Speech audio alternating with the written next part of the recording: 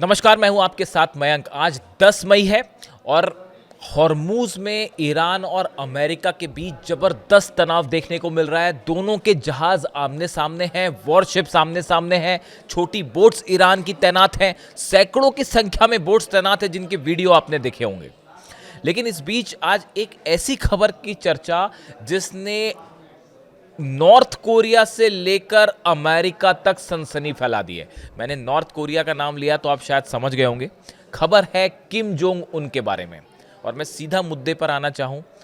North Korea ने अपनी nuclear policy में बड़ा बदलाव कर दिया है और उसमें एक नया क्लॉज जोड़ दिया गया है और बताया जाता है कि किम जोंग उन ने खुद ये नई चीज अपनी न्यूक्लियर पॉलिसी में ऐड करवाई है और इसका सीधा कनेक्शन है ईरान से। नॉर्थ कोरिया का कहना है किम जोंग उन ने असल में ये आदेश दे दिए हैं कि अगर ईरान के सुप्रीम लीडर अली खामनेई साहब की तरह मेरी हत्या होती है तो बिना किसी से चर्चा किए सेना को ये आदेश दे दिए गए हैं कि आप सीधा अमेरिका पर न्यूक्लियर बम दाग देंगे। देखिए, ये एक बड़ा मेजर चेंज है नॉर्थ कोरिया की न्यूक्लियर पॉलिसी में और ये अपनाया गया है जिस तरह से ईरान पर हमले हुए, ईरान के सुप्रीम लीडर अली खामनेई साहब को टारगेट किया गया।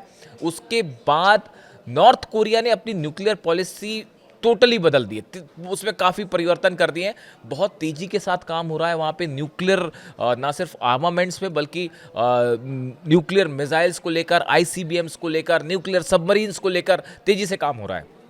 लेकिन इस बीच चूंकि इस तरह की बातें होती हैं कि वेनेजुएला पर हमला हुआ, ईरान पर हमला हुआ, क्या अगला नंबर नॉर्थ कोरिया का हो सकता है। देखिए, जापान को लेकर टेंशन, हलचल बढ़ी हुई है, लेकिन हालांकि वो जापान के जरिए डोनाल्ड ट्रंप चीन पर दबाव बनाना चाह रहे हैं, लेकिन नॉर्थ कोरिया भी इसको लेकर अलर्ट है।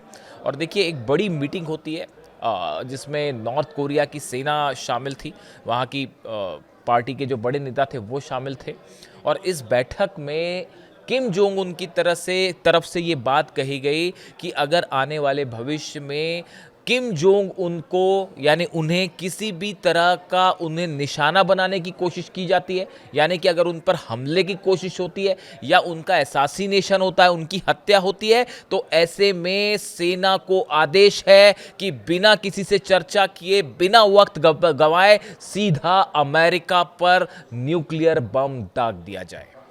आईसीबीएम्स के जरिए अमेरिका पर न्यूक्लियर अटैक कर दिया जाए, साउथ कोरिया पर अटैक कर दिया जाए, इस तरह के आदेश दे रखे हैं। देखिए, हमेशा से ये कहा गया कि न्यूक्लियर बम जो है एक डिटरेंट है। अगर आपके पास न्यूक्लियर बम है तो कोई देश आप पर हमले की हिम्मत नहीं करेगा। अब इसमें एक कदम आगे बढ़ गए हैं किम जोंग उन और खास तौर पर अली खामेनेई साहब के असैसिनेशन के बाद बताया जाता है कि जब अली खामेनेई साहब का असैसिनेशन हुआ तो इस बात को लेकर किम जोंग उन खासे नाराज थे और उनको ये लग रहा था कि अगला हमला उन पर भी हो सकता है, तो इसका उन्होंने एक ऐसा इंतजाम कर लिया है ताकि अब उन पर कोई हमला करने की हिम्मत ही ना करे। उन्होंने सीधे आदेश दे दिए हैं कि अगर मुझे टारगेट करने की कोशिश भी हुई, हत्या तो दूर की बात है, अगर किसी तरह से मुझे टारगेट करने की कोशिश होती है तो आदेश है सेना को कि आप बिना किसी से चर्चा किए न्यूक्लियर बम दाग दीजिए। इस तरह की खबरें आ रही है नॉर्थ कोरिया से और ये नॉर्थ कोरिया के न्यूक्लियर प्रोग्राम में एक बड़ा मेजर शिफ्ट कहा जा रहा है। देखिए, कई सारे एक्सपर्ट इस तरह की बात करते हैं कि अगर नॉर्थ कोरिया के पास न्यूक्लियर बम हो सकता है, किम जोंग उन के पास न्यूक्लियर बम हो सकता है, तो ईरान के पास क्यों नहीं हो सकता न्यूक्लियर बम। इस समय अमेरिका और ईरान के बीच जो बातचीत जिस मुद्दे पर आके फंस गई है वो है यूरेनियम, वो है न्यूक्लियर प्रोग्राम। एक बार फिर इस तरह की खबरें आ रही हैं कि बातचीत हो सकती है, शायद पाकिस्तान में बातचीत हो सकती है। इस तरह की तमाम कोशिशें पर्दे के पीछे चल रही हैं, वो जब आएंगी सामने तब आएंगी। लेकिन मामला ये है कि ईरान के यूरेनियम को लेकर अमेरिका ने जो प्रस्ताव बार बार रखे हैं या जो कोशिश कर रहा है वो ये कोशिश है कि किसी तरह से ईरान से यूरेनियम, एनरिच्ड यूरेनियम जो है 450 किलो, इसको हासिल कर लिया जाए। अभी हाल ही में आपने देखा होगा, खबरें देखी होंगी कि वेनेजुएला से जो एनरिच्ड यूरेनियम था, हालांकि वो उस लेवल का ग्रेड का नहीं था जो ईरान के पास है, लेकिन उसको अमेरिका की फोर्सेस ने IAEA की मदद से, कई साइंटिस्ट की मदद से वेनेजुएला से लेके वो अमेरिका चले गए। इस तरह की खबर आपने देखी होगी, अभी 24 घंटे पहले की बात है।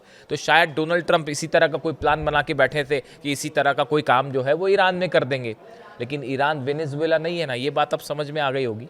जिस तरह का रिस्पांस दिया है हॉर्मुज में ईरान ने, और जो 3 बड़े जंगी जहाज़ जो हैं उनको जिस तरह से ठोका गया, उसके बाद जो है ये बात संभवतः समझ में आ गई होगी डोनाल्ड ट्रंप को। ईरान की तरफ से साफ कर दिया गया है कि हम हॉर्मुज खोलने को तैयार हैं, आप अपनी सेना यहाँ से हटा लीजिए, अपने जहाज़ हटा लीजिए, हम हॉर्मुज खोल देंगे, लेकिन हम किसी भी तरह से अपना यूरेनियम किसी और देश को नहीं देंगे, हम यूरेनियम पर बात ही नहीं करेंगे। न्यूक्लियर जहाँ तक प्रोग्राम का सवाल है तो वो एक लिमिट में पीसफुल एनर्जी के लिए हमारे को ज़रूरत है, हम उसको रखेंगे, उस पर हम नेगोशिएशन नहीं करेंगे। ये बात ईरान की तरफ से साफ कर दी गई है, और इसी वजह से अब डोनाल्ड ट्रंप इस तरह की बात कर रहे हैं कि अगर ईरान नहीं माना तो हॉर्मुज में एक बार फिर से जो है वो ऑपरेशन, जो प्रोजेक्ट फ्रीडम प्लस चलाया जाएगा और वहाँ फिर से हमले किए जाएंगे। देखिए, ईरान का यूरेनियम ये एक ऐसी पहेली है। तमाम एक्सपर्ट्स ये बात कह रहे हैं कि ईरान का जो यूरेनियम है, एनरिच्ड यूरेनियम है 450 किलो, ये कहाँ है इसकी जानकारी इस वक्त किसी को नहीं है। सिर्फ कुछ चुनिंदा लोग हैं ईरान में जो शायद इस बारे में जानते हो। तमाम तरह की सैटेलाइट्स जो हैं वो हर न्यूक्लियर साइट पर नज़र बनाए हुए हैं, चाहे इस्फहान हो, चाहे नतांज हो, चाहे फोर्दो हो, चाहे पिकेक्स माउंटेन हो। ये वो जगह है जहां पर CIA को लगता है कि ईरान ने अपना यूरेनियम रखा हुआ है। जितने सैटेलाइट्स हैं अमेरिका के, वो यहाँ की हर घटना पर नज़र रखते हैं, और जिस तरह से खबरें आ रही हैं पिछले कुछ दिनों के अंदर, जो पिकेक्स माउंटेन है यहाँ पर बड़ी हलचल हुई है। देखिए, जो पिकेक्स माउंटेन है ये नतांज जो न्यूक्लियर साइट है इसके दक्षिण में जाग्रोस के जो पहाड़ियाँ हैं इसमें स्थित है। यानी ये एक ऐसा किला कह लीजिए आप इसको, ग्रेनाइट की चट्टानों से बना, जिसके नीचे अमेरिका का कहना है, CIA का कहना है कि इसके नीचे एक बड़ा न्यूक्लियर पावर प्लांट चल रहा है जो किसी बंकर बस्टर बम से तबाह नहीं हो सकता। वो ग्रेनाइट की पहाड़ियाँ हैं, जाग्रोस पर्वत श्रेणियाँ हैं, उसके नीचे ये न्यूक्लियर बड़ा प्लांट हो सकता है जिसके बारे में कोई नहीं जानता, और यहाँ पे तमाम तरह के सेंट्रीफ्यूजेस भी हो सकते हैं। इस तरह की भी बातें कही जा रही है। हाल ही में जो सैटेलाइट तस्वीरें आई हैं वो ये बता रही हैं कि पिछले 15 से 20 दिनों के अंदर, जब से ये सीज फायर हुआ है, उस दौरान पिकेक्स माउंटेन के आसपास काफ़ी मूवमेंट दिखाई दिया है, और जिसको लेकर कई खुफिया एजेंसियों ने ये शक भी जाहिर किया है, क्या ईरान ने अपना यूरेनियम कहीं शिफ्ट किया है। इस बात को लेकर तमाम कयास लगाए जा रहे हैं। इस्फहान में इस तरह की खबरें आई पहले कि इस्फहान में जब हमले किए थे अमेरिका ने, B-2 बॉम्बर्स से बंकर बस्टर बम्स बरसाए थे, उसमें वहाँ पर वो यूरेनियम नीचे था और वो उस मलबे के नीचे दबा हुआ है। इस तरह की बातें की जा रही हैं, लेकिन बड़े सारे साइंटिस्ट जो हैं या जो एक्सपर्ट्स हैं, न्यूक्लियर मामलों के जानकार, वो मानते हैं कि ईरान ने अपने यूरेनियम को, पहली बात तो वो एक जगह नहीं है, इस तरह की भी बातें हैं कि वो एक जगह नहीं है। वो 450 किलो जो यूरेनियम है वो कई भागों में अलग अलग हो सकता है। उन्हें पिकेक्स माउंटेन के अंदर उन टनल्स में शिफ्ट कर दिया गया है, जहाँ पर जो है अंडरग्राउंड एक न्यूक्लियर फैसिलिटी है जिसको लेकर अक्सर चर्चाएं होती है। और अगर वो वहाँ शिफ्ट हो चुका है तो अब वहाँ पे ना तो अमेरिका की तरफ से कोई ग्राउंड ऑपरेशन हो सकता है और ना ही उसको आप तबाह कर सकते। बस यही वजह है कि अब तक ये यूरेनियम पे चर्चा ही चल रही है पिछले इतने दिनों से, और हो नहीं रहा कुछ। ईरान के यूरेनियम को हासिल नहीं कर पा रहे।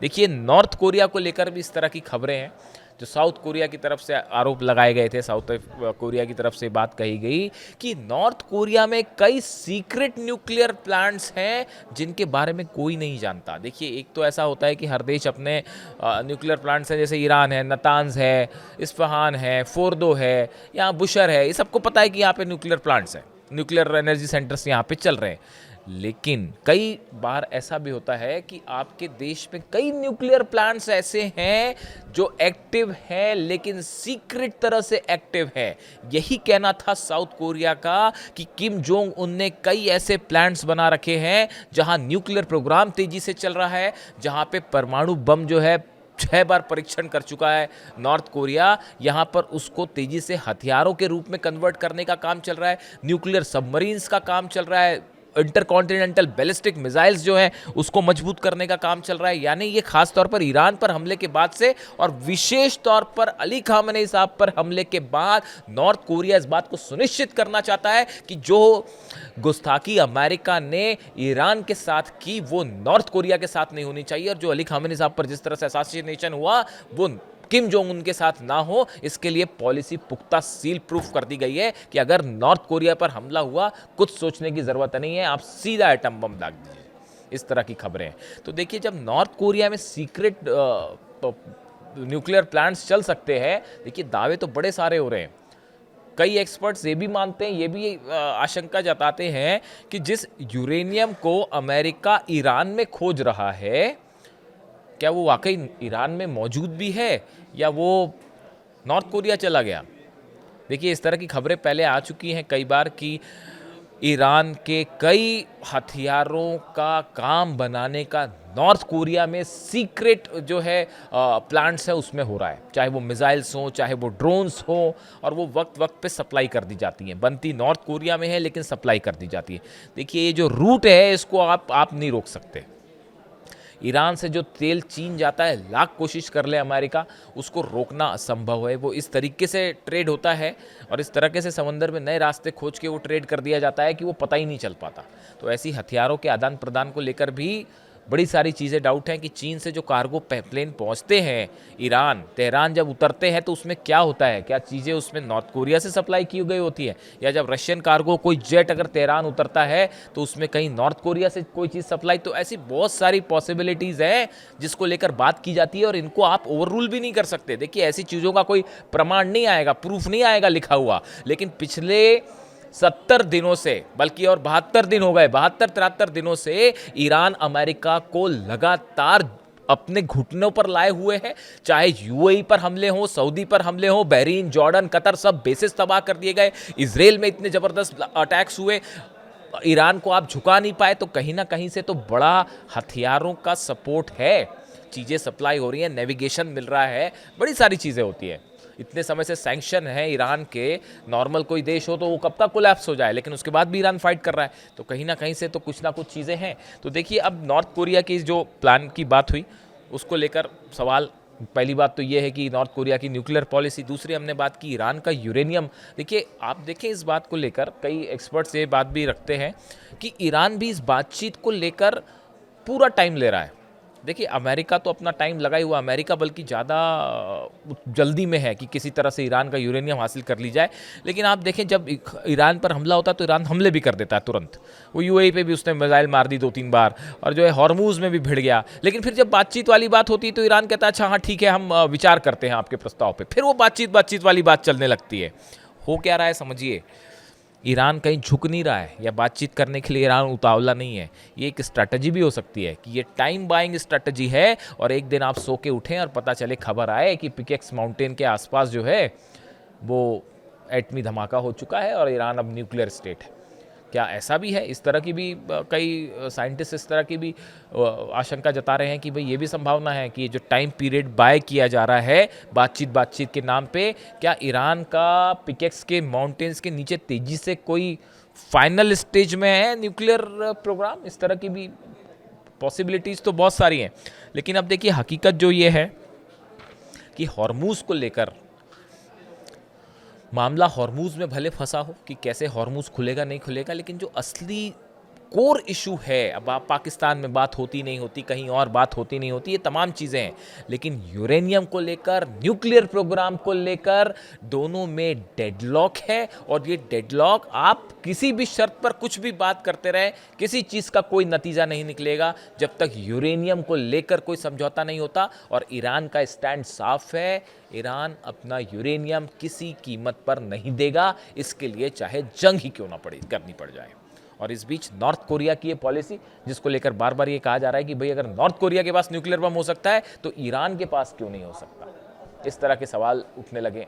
और जो चर्चा की हमने कि नॉर्थ कोरिया की न्यूक्लियर पॉलिसी, कि किम जोंग उन कह रहे हैं कि अगर मेरी हत्या हुई या मेरे पर हमला हुआ तो आप कुछ मत सोचिए, सेना को सीधा आदेश है, सीधा आप न्यूक्लियर स्ट्राइक कर दीजिए। आपकी क्या राय है? वीडियो कैसा लगा कमेंट करके ज़रूर बताएं, और अपनी राय रखिए कि ईरान का अगला कदम क्या होना चाहिए।